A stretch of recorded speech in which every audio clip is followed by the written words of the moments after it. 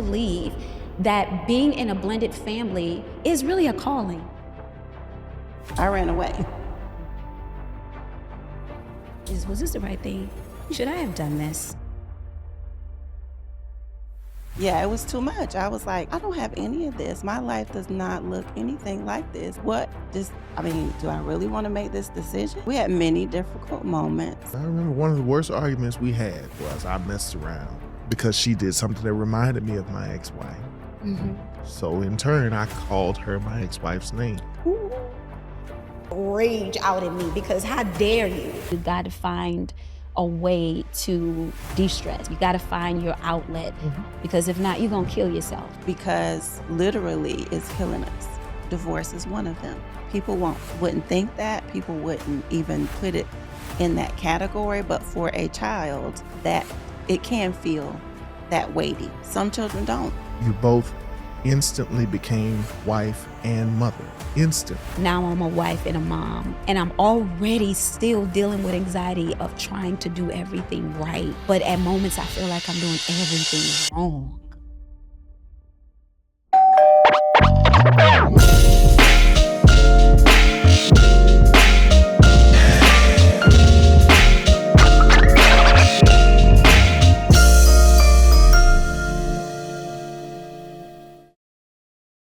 Hello, my dope blend family. We are here yet again for another episode, right, babe? Yes, we're here. I am so excited about this one. I think this one is going to be very pivotal and really important. We have Alicia Walker, therapist, here today, counseling and consulting, helping us to navigate through matters of the heart. Sure. This episode will really dig a little bit deeper into understanding matters of the heart when it comes to blended families, peeling back the layers a little bit more, defining things, understanding that dynamic overall, and how to navigate through certain uncertainties that you just like, oh my God, what does this mean? Not just for us as the adults, but for the children as well. Right. So hold on to your seats. This is going to be a good one. I can't wait for you guys to drop in the comments, DM us, tell us all about this episode. So y'all want to get started? Let's go. Let's do it. All right, Alicia, I'm so glad you're here. Thank you for having me. Oh, I'm excited. Yes, thank you for coming. So I have to say this, guys. So I've known Alicia. I've seen her in passing at church, and it wasn't until with the last couple of years that I even knew that you were a therapist. And I'm very observant. He is also very observant. Mhm. And I see people, how they move, and when they speak, what they say, and I remember that, at church that you did a presentation about emotional intelligence and things like that. And it was very helpful to us. And I said, you know what? I would, and I know that you are also a bonus mom. Yes. Yes. So I felt like, okay, this is a good dynamic here. And I really thought, okay, I want to talk through both sides of the fences with you, being a bonus mom as well. The kids are older, I do know that. And then from a therapist standpoint, all the things you had to deal with and how you applied those things to your life. What does that look like, and how we can tell our viewers to also apply that? You see how Greg is looking, right, y'all? I just want to let I want to know. I want to let everybody know now that I was here, because when the two of them get to talking, you're going to forget that I was here, because it's going to become their conversation. I'm good with that. I'm good with that. So, okay. So, Alicia, I'm going to let you, speak a little bit about, your counseling, and also talk a little bit about the family and how you became blended. So, just tell us about yourself. Okay. So as you said, my name is Alicia Walker, and I have a counseling consulting business. I do therapy primarily with women, and I also do services for churches and consulting with corporations. Okay. But I am a bonus mom. My oldest, who is my bonus son, is 34. Mm. Don't calculate. Oh, you see, we surprised, right? That's a good surprise. Yes, it is. And then I have a daughter, the first daughter that I had, she's 25, and then 19, then 16, and then 13. So there is a wide gap. Yeah. And the beginning of being a bonus mom was bananas. Wow. Bananas. I Mm. listened to some of your story and I can relate. Coming into the picture, having been in my 20s, Mhm. don't calculate as I said, having been in my 20s, not having raised any children, not really having been around children, Mhm. really kind of just coming into my own as a woman. And now I'm somebody's mom, let alone somebody's wife. Wow. And then we had our daughter in our first year of marriage. So I always say I felt like I had twins Wow. because I was coming into motherhood with 2 kids at the same time. It Mhm. was a lot. I wish I knew then, what I know now, Sure. but I didn't. Mhm. And so it was a battle of just trying to find my way, Yeah. as a mom. So the whole therapy piece and all of that, I really hadn't even started that work yet either Yeah. as a therapist. So, trying to navigate that and figure it out and dealing with strong personalities and, all of that, it was really, really hard. It Sure. was really, really Sure. hard. So, in one of the episodes, I talk about, how, when we got married and I instantly became a mom, I felt like, was this the right thing? Should I have done this? Like, seriously. Seriously, because I didn't realize, I knew he had an ex and I knew she would be a part of the dynamic and that was never going to change. But there's a shift that happens with each individual once you say, I do. Yes, ma'am. It's, what you may see before the marriage comes out full force after Yes, the ma'am. marriage. And it's like, how do you deal with that from emotional standpoint? Because you want to go off sometimes. You really do. But you're like, oh Lord, for the sake of the kids, for the sake of my husband. Well, Right. it doesn't look like somebody has that off button. No, I Okay. have that off button. I Okay. think, Leslie and I are very similar in that regard. I'm from the South. I'm from Fort Lauderdale. My family is from Alabama. So I'm very Southern. Mhm. So I'm very polite and, Understood. I'm church girl, all of that. And my husband and his son's mother, they're from New York. So it's Yeah. a different Oh, listen. dynamic. so is Greg. Absolutely. Different dynamic Oh, yes. completely. Yeah. So even that was like, what? Mhm. Culture shock. It was definitely a culture shock and just trying to navigate personalities, as I said. And even before we got married, um, I had met his son, Mhm. because we were dating. And I tell the story that I ran away. Like, I ran away because I was like, you have a child and his mom, and then your mom. Wow. I ran away. I left Fort Lauderdale and I moved to Atlanta. I ran away. Well. Wow. I ran away. Wow. Yeah, it was too much. I was like, I don't have any of this. My life does not look anything like this. I mean, do I really want to make this decision? Wow. And then, just things happened. And the story I tell as far as he and I coming back together, um, our beginnings were very messy. I am a church girl, but however, things were messy in the beginning. And so he was dating somebody else. I was dating somebody else. That's how much we ran away. Okay. And then the person I was dating was somebody I was dating from before, and it just wasn't right.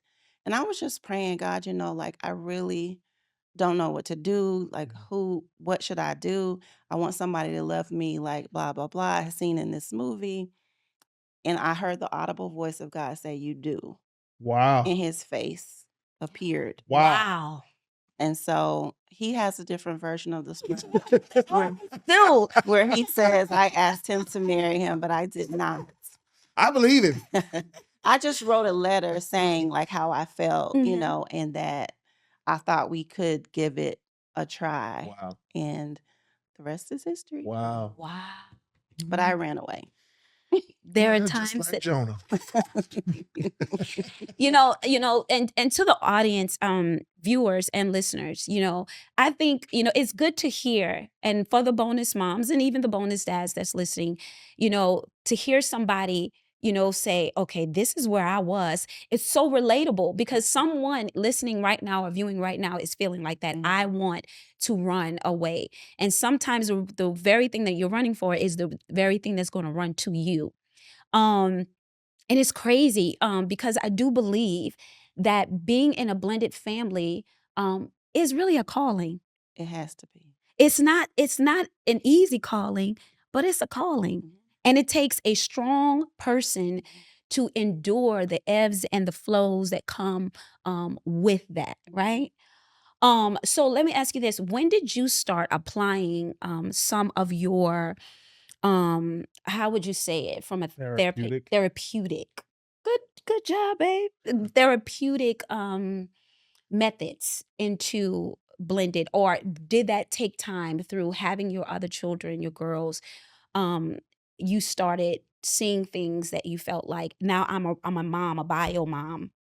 I can really apply these things to my bonus son. Mhm. You know, Well, if you ask my husband, he would say I started from the beginning. He would say I stopped therapizing me. That's what he says. Okay. Okay. But to be honest, I was in a bubble of being a wife, a mother, and then having children. So I don't even know that what I know now is even what I applied then, Mm, right? So uh just really trying to pay attention to who I was and what I was offering. sure. And although at the time I wasn't confident in it because I was only in my 20s, mhm, as I grew older, I probably still wasn't all that confident. I just tried to be who I was. Okay. I just tried to always remain me. You. mhm. Mhm. Yeah. That's great. Because I couldn't be Yeah. anybody else. Correct. I was never going to be Sure. that. I Yeah. was never going to have all of that energy Mhm. and extra, Mm. you know, Mm. to the table. I just Mm. had to be me. Yeah. You gonna have energy and extra. Anyway, because my husband feels like I'm extra in a loving way. Yeah. But Two one E's. one thing I do deal with, and Imma be honest, I deal with anxiety. Mm, Um, when things get very overwhelming to me, it literally sometimes I feel like I'm suffocating. And in the beginning, my anxiety was at an ultimate high because I've talked about it in previous episodes. You don't know if you're overstepping, if you're not stepping up enough. You don't want people to think you're trying to replace, how you want the kids to like you, you want them to respect you, you want the ex-wife to kind of understand. Look, I didn't take him away from you. Okay. I came after, but all of those things, situations that come up, will cause so much anxiety. And he'll say it like, oh my God, I think I'm better with it, right? You're better. But before, oh, Oh. like seriously, at one point, I've been to therapy for myself. And my issues were all different. Coming from New Orleans, I always felt like my parents, my family's in ministry, and we're, well known in the city. And I felt like I was put on a pedestal that I didn't want to be on. mm, So there was always a feeling of having to be perfect. Then I come here to Atlanta, I create my own life away from New Orleans. And then I'm thrown into eventually, EBC is the place to be, and we'll get on that. But I'm thrown into, church and making a name for myself, a voice, literally using my voice, and then here I get married. And now I'm a wife and a mom.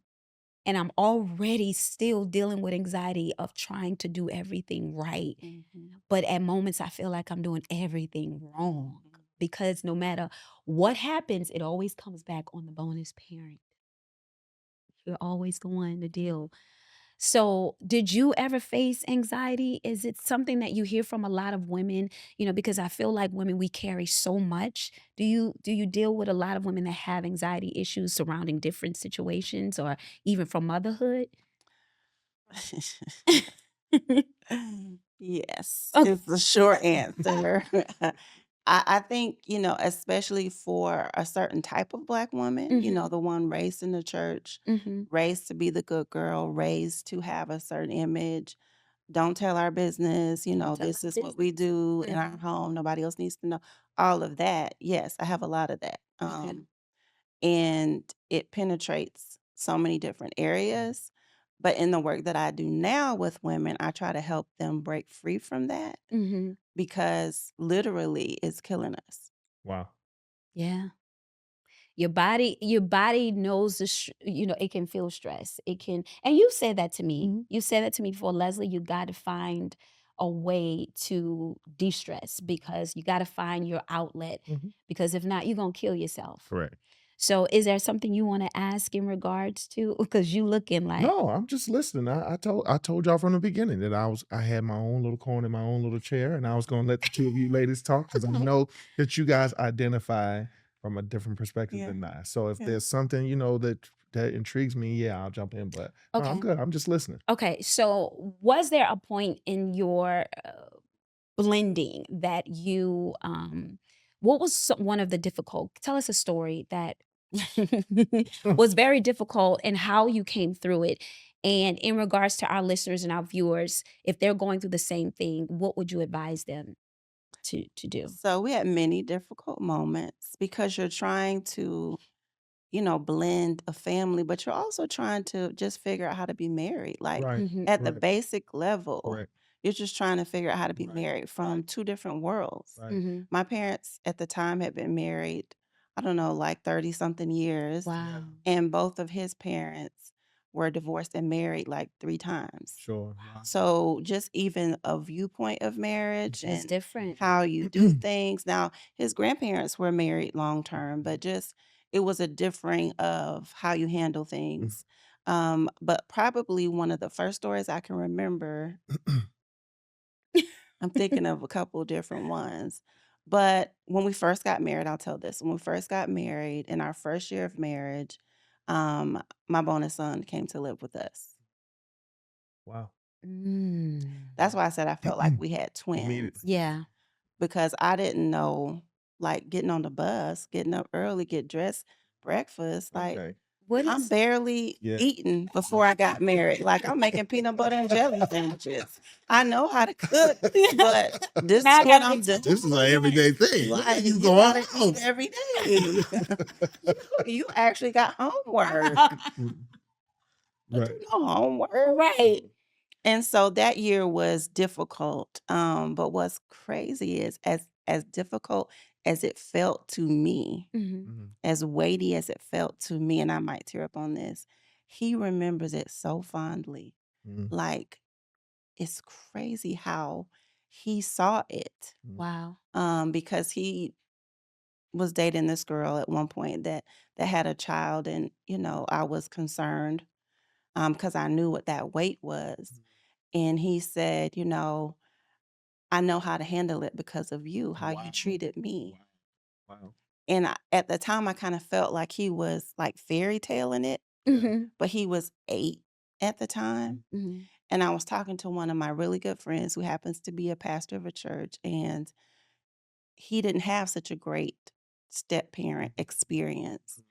And I was telling him about it. He was like, don't see it like that. Wow. He said, you know my story. He said, it's a blessing Yeah. that you treated him the way that you did. Sure. And he sees it that way, that he knew and felt that you loved him, Mhm. not because he was your husband's son, Mhm. but that you loved him. Mm. And I do. Wow. I think that you said two things that stood out to me. But before I go back to the first one, if I could hang on to what you just said, I think that that's a good encouragement to bonus parents out there. Um, be the best that you can be. Yeah, I Um, agree with that. because one, okay, even as a bio parent, yes, there are books, but no book can tell you how to be a parent. Mhm. I don't care who wrote Ooh, it, right? no, There's no real handbook or playbook to not at parenting. all. So we're all out here just figuring it out, right? So be the best that you can be, Mhm. because when you're in it, to us, from our perspective, we're like, we are screwing up this child's life, Yes, Lord. right?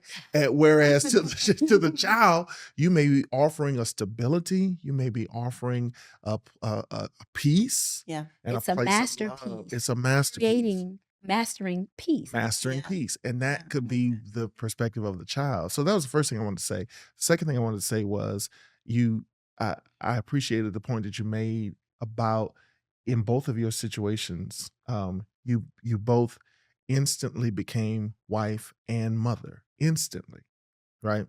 And that stood out to me because I know that now, having been married twice, when I see, especially young people, but not even necessarily younger people, when I see new couples and when I see people getting married that don't have children, I know one of the first things I say to them is enjoy your marriage, enjoy each Yes. other, Yes. right? Get to know each other Mhm. and have that first, that foundation and that anchor. Because once you have children, you don't get that. It's all about the child. It It it shifts so immediately quickly. becomes every decision, Yep. every move you make has to do with that child. You got to consider that child. So I want to commend you both because you neither of you had the opportunity, honestly, to truly just enjoy being a wife first, Right. learning that, right? Going, because that in itself, you're learning It's how to tend to another person. You're learning how to, whether you want to say take care of or love another person, you got to learn that. But in you guys' situation, you had to learn that Mm-hmm. while also doing homework Yeah. and cooking meals and Mhm. every single day. So Yeah. I just wanted to commend you guys on that. I Thank you. think we You're welcome. appreciate that, babe. You're welcome. But there's another layer to that. Mm-hmm. Because you're right. We had to become instant mothers and then wives as well.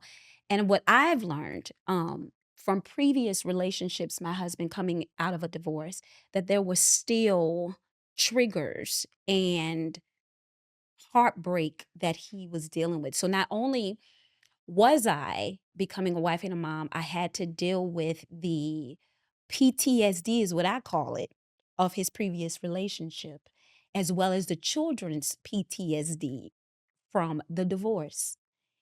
And it wasn't easy because I'm like, I don't know what, it would be little things that would remind him or bring him back there. Yeah, I remember one of the worst arguments we had was I messed around because she did something that reminded me of my ex-wife. Mhm. So in turn, I called her my ex-wife's name. Ooh. I did it on. Yeah, I did it. Yeah, I did it. I did Baby, it. and I we did it still to myself. married. Now And we you still know. together. Now you know, But right? for me, and it wasn't an accident. Like I did it, but for me, I was just He doing did it it to to get call her attention to say, "Don't do that." That reminds me of. But when I did it, and I really honestly, I hear other folks in the room chiming you in know, on that. I felt also at that moment, it first of all, it brought rage out in me because how dare you to compare? But I thought it also was not fair to me because I was still learning all of the things that he endured, and I was trying to make a conscious effort not to repeat those things. I have so much to say. Yeah, I see it. I see you doing. I think we should just be quiet. Let you. You got the show for the rest of the time, ladies and gentlemen. Alicia Walker. Oh, I'm surprised you don't have a permanent black eye. No, but seriously, I totally get it. I totally understand. What I was laughing and giggling about over here is the conversation I would have with my husband, especially after they would get off the phone. It was always Mhm. and it was different energy from me. And I was like, I wasn't on the call. That wasn't me. Yeah, sure. I wasn't the one involved in that. And I'm going to say something and hope you all understand what I'm saying. I was like, I wasn't even there to enjoy the moment. And now I'm getting all the flack for it. Yeah, Wasn't even there, yeah, Understood. but I I ain't pick up in what you're it. putting you down. Yeah. in Yeah. it. So I just, I totally understand the bringing and feeling of all the things in this relationship from previous relationships.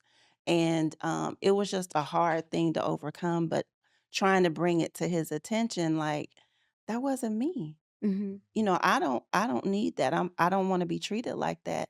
because I wasn't in the argument, I wasn't on the phone with you. All I can do once you get off the phone, once you all have the conversation, Sure. is pray with you, talk with you, and try to help alleviate whatever that was you just went through. Right. But I wasn't even there. Yeah. Yeah. Sure. Sure. And I think for my husband, he kind of bottles up his anger. Because he is a peacemaker, peacekeeper. That's his thing. I want to do everything, try to make everybody happy. Everybody ain't gonna be happy. Right. It's just not going to happen. Mm-mm. So I sometimes get the brunt of it in different ways. And I'll tell him, you being grumpy.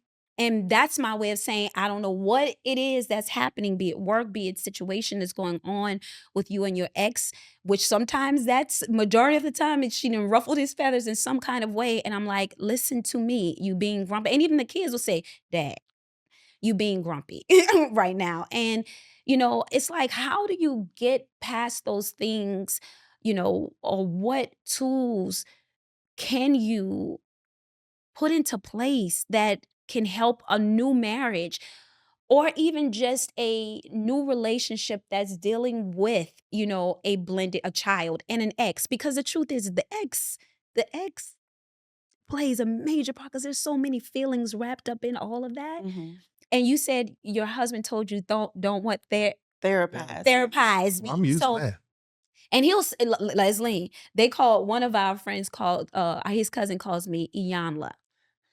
All right, Iyanla. Like, and it's like, I'm not trying to Iyanla you. I'm not trying to do that, but I'm like, I'm trying to figure it out. Yeah.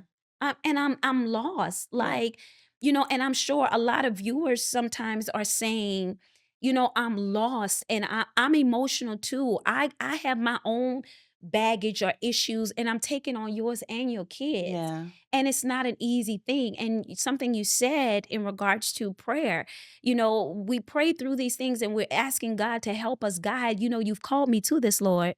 Come on now. Now you got to bring me through it, like, and help me each step of the way. Mm-hmm. But in that, the way. You see how I put that? The way. Because we go to the way. But I want to plug in really quick that church is a pivotal point for us because that's where we all connected, and we connected at one location, which is EBC. EBC is the place to be, Hmm. and we want to thank them for their sponsorship. Season 2 is one of Our a community community sponsor, Special Baptist. and we appreciate that. And Alicia, we met there. That's where I first saw you all as a family. And I'm so excited, to have their support.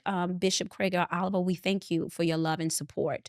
But, in that, I do want our audience, our viewers, to talk to us, because I know having Alicia here, and she's so relatable. Thank you, Jesus. She's so relatable in what, I've experienced, and I'm sure others. But talk to us, if there's anything you guys want to know, or questions or comments that you have for Alicia, please put them in the DMs, in the comments, and I will make sure that she gets them so you guys can, speak directly and have a way, an outlet to talk through some things. So let's get into some more detail with. Well, you had asked her to share before you. Oh, Yeah, go ahead. you had asked her to share what are some ways. Oh, yes. Tell me some ways. Tell me. Mhm. And not just them, but some ways that I guess now I can apply because things change as the children get older. As the couple gets older, we respond to things a little bit different. We've had some time to deal with, the dynamic, but things will always interject, and past sometimes comes in the present and future. So, what would you say are some ways that, we can put some tools into place? So you said earlier about prayer. I say this all the time with couples that I work with, regardless, because I do it for myself, Mhm. especially when there is a topic or a conversation that could be heated. Mhm. I always pray before I have the conversation Mhm. because I want to be able to say once the conversation is over that I said it in a way that was loving or at least try to. And I said it in a way that would not um, press those buttons, right? Mhm. Because we've been married. I always say 1,000 years, but it's been 26 years. We just had our 26th anniversary. Mhm. So I know what buttons to push, and I'm sure he knows what buttons to push too. So I always pray before before I have something to say like that. But essentially, the communication, I try to tell people to put it through the filter of, love. If Mhm. it's not a conversation or something that you can say through a filter of love, then take a minute before you say something, Mhm. because you could say something that you'll regret, like Right. the ex-wife's thing. Mhm. Um, but if you take a beat, you're giving yourself an opportunity not to speak from the emotional part of your brain, but the thinking part of your brain up here. And when you're in the moment, it's really hard to do that. So even taking a minute to just take some breathing, just Mhm. calm your nerves, just take a couple of beats. If you need to even excuse it, you know what, this is too much right now. Let me just take a minute. I can come back, but let me just take a minute. Mhm. Now the problem comes in sometimes. Wait, And I'm a woman, so I can say it. Sometimes women don't want to let that minute ride. my Right. God. Mm. You said It it and I didn't. it happens. Mhm. But, giving it a moment, and then coming back to talk about it, because speaking in the moment while you're so upset or while something has bothered you, you're not speaking from the rational part of your brain. You're Mm, speaking from the emotional part of your brain. mm, And essentially, what happens when you're in that space, you have flipped your lid. If you think of this like your brain, this is the prefrontal cortex, this is your thinking brain. Mhm. In the middle is your amygdala, your limbic system, your emotion brain. So when you are upset, angry, hurt, fearful, all of that, you basically flip your lid and you're speaking from this point of view. wow. And it's really hard to have clear, concise dialogue where you're coming from a good decision making brain, you're coming from emotion. And whenever you come from that place, you are liable to say something you'll regret. Wow. So when people say that he flipped a lid, He Yeah, flipped the lid. he literally. We gon literally flip a lid. For those viewing, you see our hands flipping the lid. Just check out social media and we'll show Yes, you what it flipping the lid. looks like to flip Imma a tell lid. him you flipping the lid. But that's And I'll good. put a lid on you. Yeah, that's good. Oh, But the that's other good. thing couples need to do, even let's say you do get into that and you do flip your lid and you are, speaking from that place, having repair moments. Ooh. So it's not always, I'm sorry, babe, for doing whatever. It's not always that. I'm sure you all have your own ways of repair after something has happened. Uh-huh. You hungry? That's his What? Wait. That's it. I mean, that's your repair. You're now talking to each other again. That has Yeah. opened the floodgates for That's his conversation. language. Yeah. Ooh. Yeah. You want me to get you something? Mm. Uh, Yeah. You I'm okay? gonna keep quiet sitting over here in this little chair. Wow. Have a good day. I hope you have a good day. You could have been mad 5 minutes ago, but that's your way of repair. Yeah. It's not always, I'm sorry. Will you forgive me? There are these little things that over time mean, I'm sorry. Wow. So I think that our assignment after this is to make a list of repair ways. I don't wanna see your list. Oh, I'm gonna give it to you. I got wanna see I your got a list, and I know what's at the top, what's at the middle, and what's at the bottom. That Can't is all be good. the same. Right. Okay, No. all right, yes, ma'am. And through time, I'm sure that repair list changes. Changes. It changes. Wow. So something I want to get back on is, you said that your bonus son lived with you all. How long did he live with you all? He lived with us for a year, Okay. just a year.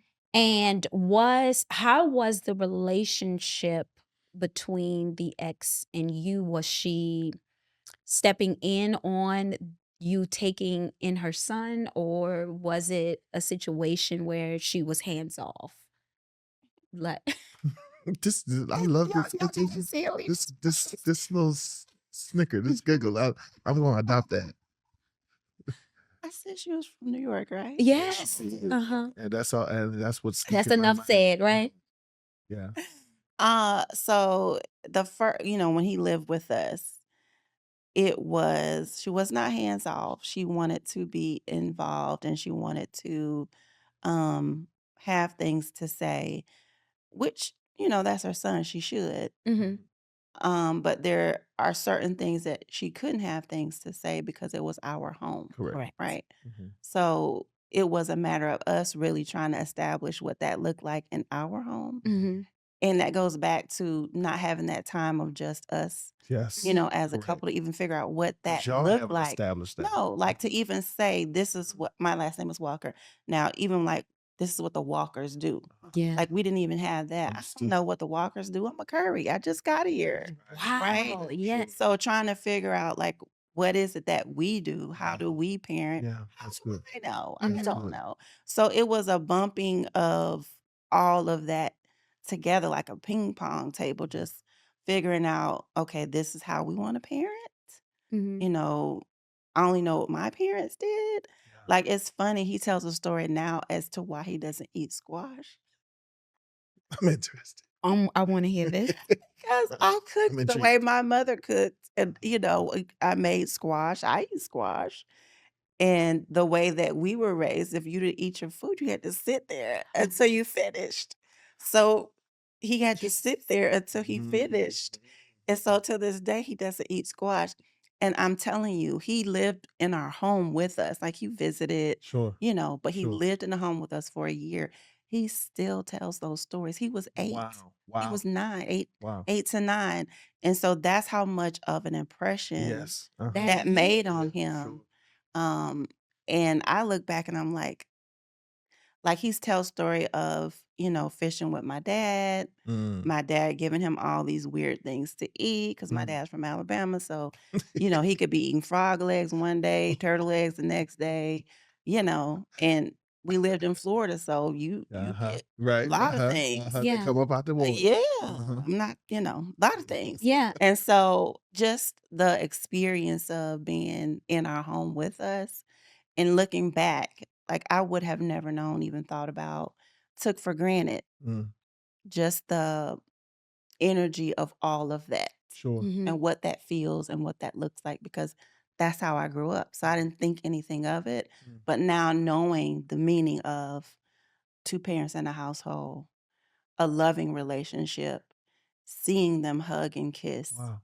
having grandparents that are loving, visiting in the home, Sure. connected, wanting to be involved. Sure. That's a whole different energy Right. and life and lifestyle that he didn't necessarily have on the other Right. side. Makes sense. Yeah. That makes sense. Did you see a change in him when he went back to New York? Did it shift from the child that you knew and grew to love that came to live with you all? Because we've talked about in previous episodes how the parent can affect the actions of the child. And so he was with you all for a year, then you went home. What did that do to your relationship? Did your relationship continue to progress, or was there a step back? I think anytime there is you know, um, like a relationship that my husband and his ex had, it was kind of, rocky. So there was always a difference of, how he felt or saw my husband. I don't know necessarily about me. Mhm. And so there's been a lot of work that they've done over the years for their relationship, and they have a wonderful relationship That's now. good. Great. But there was a lot of ups and downs. Mhm. And sometimes adults do things that I don't think we really think about. Mm. Um, and I think I heard you say before about how adults might do things and it impacts the kids. Mhm. But that's something to be very mindful of, that although you and the ex don't really have necessarily best Right. relationship, Right. how you talk to each other, how Sure. you talk about the other Sure. one Absolutely. in front of the child Yes. impacts how they see them. Mhm. Wow. And it's important Wow. that you don't say things that could Wow. make the child feel like, oh, that person isn't whatever. I, Sure. I say this too, like I used to work in a foster care situation here in Georgia. And, one of the hardest things was preparing a child for the visitation Mm. that might not come, Oh, right? wow. And so you can try to sugarcoat or cover or make it seem one way or the other, but the reality of what was, the kid needed to filter that. Wow. So I'm not comparing foster care Sure. with, No, it makes sense. No, but bonus but children, it makes but it's the sense. same thought process of don't make up something that isn't, Mm, whether good or bad, right. so that the child can see for themselves Yes. because your point of view taints Sure. what they see, Absolutely. and they need to be able to see for Absolutely. themselves. Absolutely. Yeah. That's in line with we had an episode, The Ties That Bind. Mhm. And Leslie almost verbatim made the same statement Mm. because of her experience of, or just experiences in general, of the bio family being mindful of what they say around the child regarding the bonus parent or family, because the child is ingesting that and they're going to start to filter things through those eyes. And in many cases, it gets back It gets back.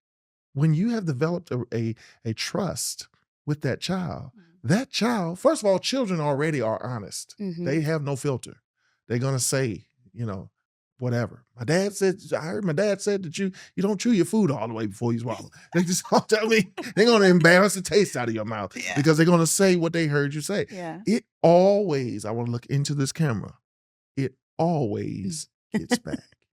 It So does. you have to be mindful of what you say Mhm. because it always gets back. So I want to bring up your girls. Okay. So was there ever a point that you had to deal with their emotional um ups and downs of having a brother that didn't necessarily live with them, and also having, another mother? Our boys are at an age now where they are starting to get it. They'll say things like, "Oh, Kirsten and Kyla, you going by your mom? You're not staying with our mom?" Or, ex great. So they're our sisters because you're our dad? Like, what does that mean? And sometimes they get very sad when they leave because I'm like, why do they have to go back to their mom? This is home to them. So they try to deal with things emotionally for them, that at their level, it's like, help me make sense of something that is really not clear to me, but I'm trying to get it. Did your girls go through anything like that, that you felt like, okay, I have to be mommy and the therapist? I mean, yes and no. So he's so much older than our girls. Okay. He was 9 when my oldest was born, Okay. and my youngest is 13, so he was an adult, Right. right? Right. Um, but I do think like there were times where maybe they felt like um we had something or we were doing something and they thought like as their brother, he would be there or he should be there. But I don't know. It was more in later years, almost more recently, like in the last 5 years or so, where there was more of that conversation. Really? Um, like my second oldest, she is the one that's gonna just point it out. If Mm. it's something wrong and people acting like however they acting, she the one. She gonna say it. Something about And so something about that Yeah, that's second. the truth. she gonna say it. Mhm. And so having conversations as to just the delicate dance that this has journey has been because they weren't old enough to really see it, Mm-hmm. and just kind of explaining why things are the way they are, and this is how we're operating until, you know, it's a different way of operating. Yeah. Mm-hmm. So viewers, I'm hearing and I'm applying because I've learned just in this short period that with the kids, you communication, as we stated in the majority of all of our episodes, is key and critical. You have to learn and lead with love. You have to, of course, pray about it, and you have to flip. Wait, I'm gonna do it right. Flip the lid. Close it. Close it. Close Close it. the lid. Close the lid. Close the Put a lid. lid on it. Put a lid on it. And that takes time. And even with the children, there is an emotional dance that happens, and we have to be able to be effective and recognize it. And even when the kids there's such a big gap in between it. It may not come immediately at that pivotal point or the age that our children are, 5 and 7, but it shows itself now that, Alicia's kids, girls are older. Now they're seeing things, and there's one daughter that's, I'm gonna call it out. Call it what it is, and we have to be able to recognize that. So, Alicia, I have an activity, and I have these Skittles, right? Mhm. So, colors of the rainbow. But the activity really focuses on blended. Each color represents something. So green, use words to describe your family, your blended. And then orange, what needs to be improved in your family dynamic. Red is what worries you, of course. And then yellow describes the favorite memory you have. Mm. And then purple it describes fun activities that you all do as a family. Mhm. So I make my guests close their eyes Of course. and pick one. And then from there, you're going to give me that answer to the question. I'm gonna pray before I pick because I would prefer one over the other, but the Lord will have His way. Okay. Right here. Okay, let's see what color you got. Yellow. Oh, yellow. Okay. Describe a favorite memory.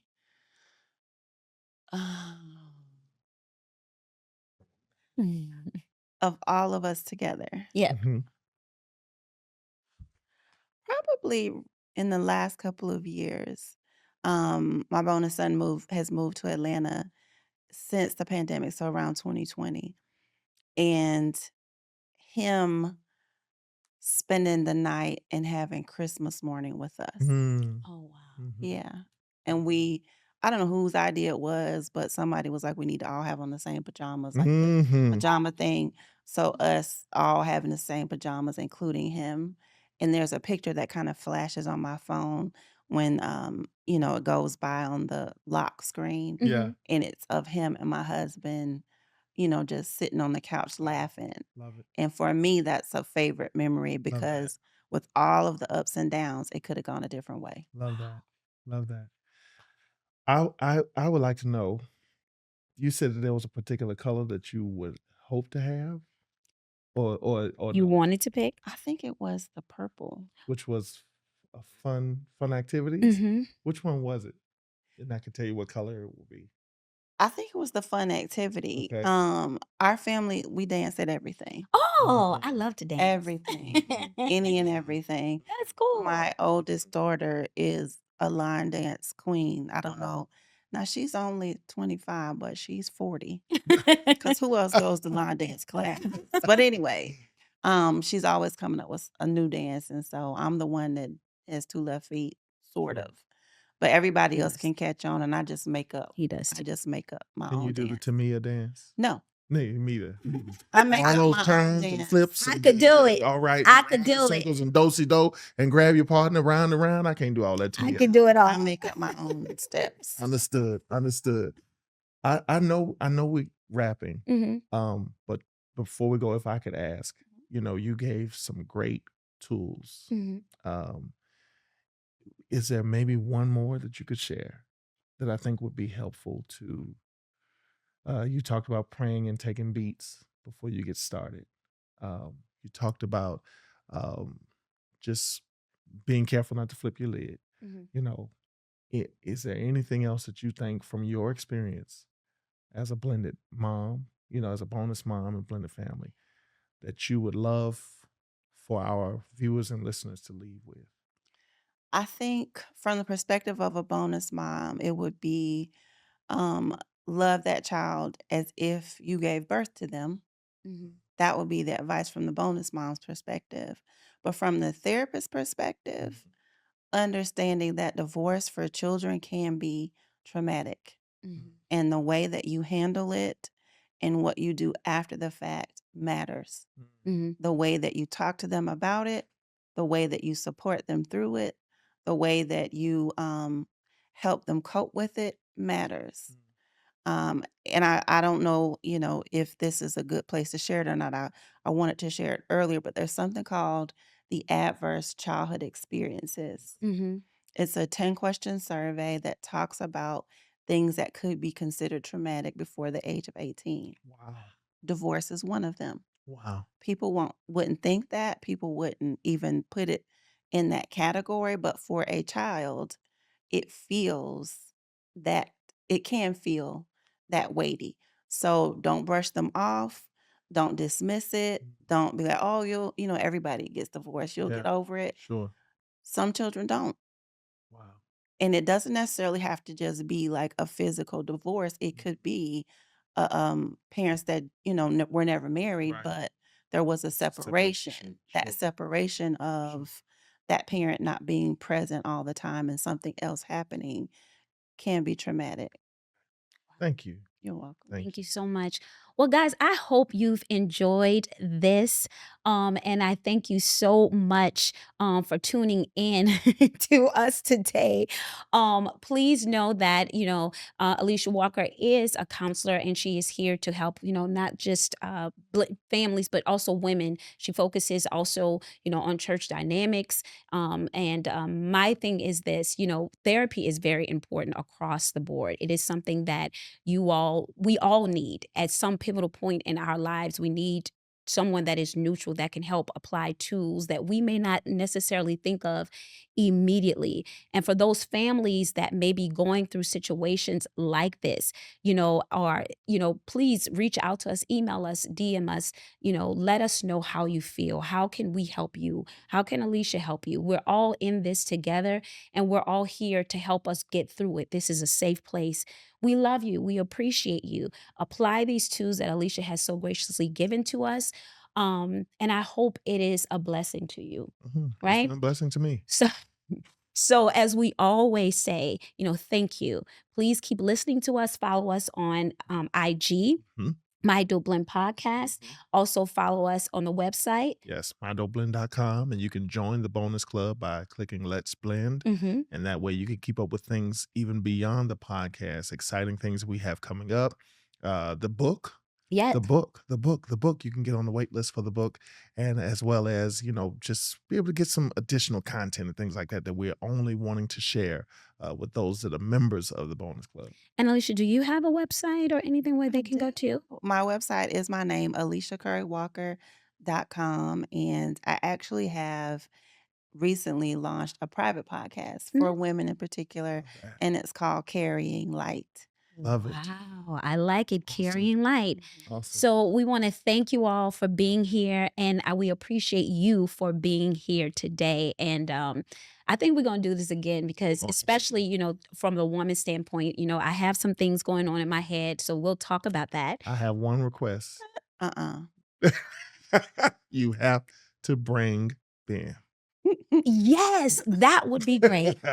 This will be a whole nother. But guess what? It's going to be good. So you know what? This will be a part two. Right. She's going to bring her husband, Ben Walker, and we're going to talk more about this blended dynamic. Right. As we always see, keep what? Blending. Thank you guys so much. Peace out.